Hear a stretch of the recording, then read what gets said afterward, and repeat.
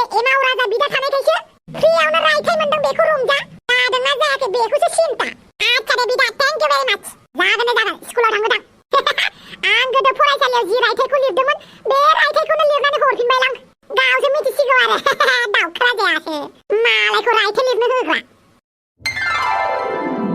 आच्छा दाउखा राजा मा रायथाइ लिरनानै लाबोदों दे फरायनानै खोन्थादो गिबियावनो हेपि टीचार्स डे एबा गोजोन फोरोंगिरि सान थेंक इउ दाउखा राजा थेंक इउ टफिराम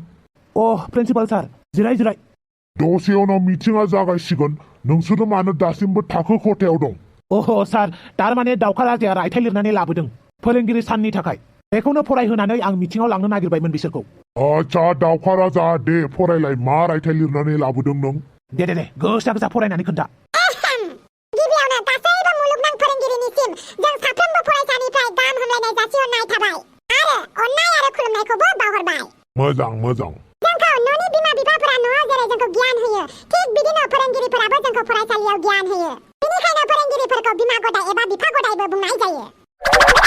मानो होनोब्ला बिमा बिफाफोरा गियान होजोबनो हायैखायनो गासैबो सोलोंथाइखौ बिमा बिफाफोरा होजोबनो हाया बेनिखायनो सोलोंथाइ लानो थाखाय बिमा बिफाफोरा फरायसालियाव जोंखौ थिनहरो फोरोंगिरिफोरा जोंखौ गावनि असे फिसा साननानै जोंखौ फोरोङो सोलोंथाइ होयो भेरि गुड थिग बिदिनो फरायसाफोराबो फोरोंगिरिनि थिननाय मथे खामानि मावो जेरै बेलासे समाव सामथाइ फुयो स्कुलनि बाउन्डारिफोरनि हाग्रा बंग्राफोरखौ साफा खालामो मोसौ बोरमाफोरा खिनानै गालांनाय खिफोरखौ साफा खालामो आरो लोगोसे फोरोंगिरिफोरा हमवर्क खालामनो खोन्थानायखौबो जोङो न'निफ्राय खालामनानै लाबोयो फोरोंगिरिफोरा जोंखौ ओरैबायदि अनो मालाबा स्कुल फांसनफोराव प्रग्राम जायोब्ला जों फरायसानिफ्राय 10 थाखा 20 थाखा फैसा खांनानै जोंनो रेजें आदार हिसाबै बुट गाजा एबा मर्टन चकलेट होयो जोंनो थाइसे थाखानि आरो गावसोरा सिंग्रा गजा जायो थिग बिदिनो आनजाद समावबो फोरोंगिरिफोरा फरायसाफोरखौ लुगैथि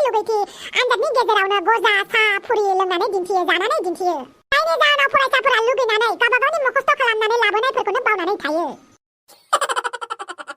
आरो मालाबा जोंखौ नंखाय दायावनो हमवर्क खालामनो हराखैब्लाबो हरदों होननानै जोंखौ बुयो आरो खायसे फोरोंगिरिफोरा ओरैबायदि अनो गावसोरनि खावसे गियानखौनो फरायसाफोरनो राननानै होयो आरो खायसे फोरोंगिरिफोरा न'नि रागाफोरखौ फरायसाफोरनाव थिखांनानै धुमापेटाबो होयो आरो खायसे फोरोंगिरिफोरा बे धुमापेटा होनाय जायगायावनो फिन आरोबाव बुफिनो आरो बे बुनाय जायगाखौ खायसे फोरोंगिरिफोरा नुनानै अनफिनो आरो बाननानै लायो बेनिखायनो डियार फोरोंगिरि नोंथांमोननिसिम मोनसे आरज जों साफ्रोमबो फरायसानिफ्राय नोंथांमोना जाहाथे आनजाद समाव सा लोंनानै बा साजों लोगोसे फुरि गजा जानानै दिन्थिया नांगौबा सा गोजा लोंनानै था थेवबो नोंथांमोना आनजाद समाव जों फरायसाफोरनि खाथियाव सा गजा लोंनानै दिन्थिया जेन नोंथांमोना सा गजा लोंनानै दिन्थियोब्ला खायसे मोनजायै फरायसाफोरबो दङ बिसोरो लुगैयो आरो लुगैनानैनो गाव मुखस्थ लानानै फैनायफोरखौबो गासिखौबो जाव बावगारो एसेनोसै लोगोसे फिन खेबसेबाव फोरोंगिरि सान थेंक इउ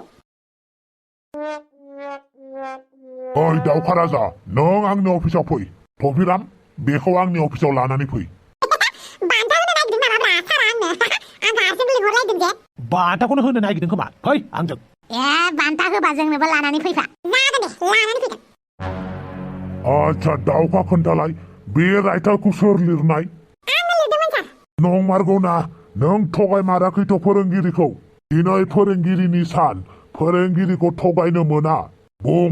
नों रायथाइखौ लिरमारदोंना लिरमाराखै आं लिराखै सार होमबालाय सोरथो लिरनाय आंनि बिदा एमाव राजायासो लिरदों सार आं मिथिखाथारदोंमोन बे रायथाइखौ नों लिराखै होननानै मानो होनोब्ला बेफोरबायदि रायथाइखौ नोंनि नोम्फानिफ्रायबो खोनानो मोनदों आं औ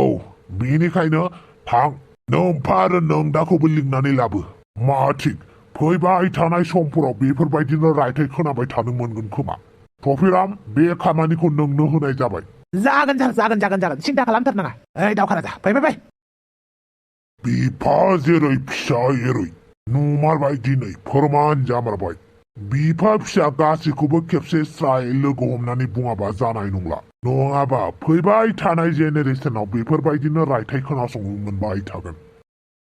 बापावै मानि बायदि मालै रायथाइफोरखौ गावबागाव लिरनानै लाबोनो रोङा नामा रोङिखायनो आदाखौ थिनदोंमोन आं नाथाय आदाया आंखौ फोथाय खेबस' खालामगोन होननानै मिथियामोन आं नै दाउखा हाजारखि न'नि मानसि जाया मानो गावनि एक्सट्रा रोंनाय थाथारनांगौ मिथिबाय जाय रोंनायखौ नों गावनो बुथुमनानै लानांगोन बेनिखायनो बिफा दं बिमा दं बिदा दं होननानै नों सोनारनो नाङा जागोन दे आं दिनै गोदान लेसन मोनबाय थेवबो आदाया आंनो बेफोरबायदि लिरनानै हरनो नाङामोन ना जियानो जादोला गाबोन नोम्फा अमा राजा नों दा एमाव राजा सानैखौबो लिंनानै लानानै फै बिसोरा फैगोन ना फैया मानो फैया बेलाय फरायसालियाव लिंहरदों होनबानो फैनांगोन नङाबा आं दा बेलासियाव नोंसानि न'आव थांनानै बुंहैगोन थांदो साला फिसालाफोरखौबो गावनि बायदि खालामजुमारबाय दे बे अमा राजाया अब्ला लोगो नोंथांमोन दिनैनि एपिसोडाथ' गुसुं जाखाबाय जेब्ला गाबोन एसे गोलाव लाबोनोसै आरो बेराफारसे सानस'हायै गोसोनि लास्ट एपिसोडखौ आपल'ड खालामनाय जाबाय आरो मोनसे एनाउन्समेन्ट होनोसै नोंथांमोननो नोंथांमोननि खाथियाव नोंथांमोना रिकुवेस्ट हरनायलाय माने नोंथांमोननि रिकुवेस्टखौ जों नायबाय नोंथांमोना लाब्रा सेकेन्ड चेनेलाव लाब्रा बड' कार्टुननि सेकेन्ड सिजनखौ लाबोनो खोन्थादों आरो बे सिजनखौ जोङो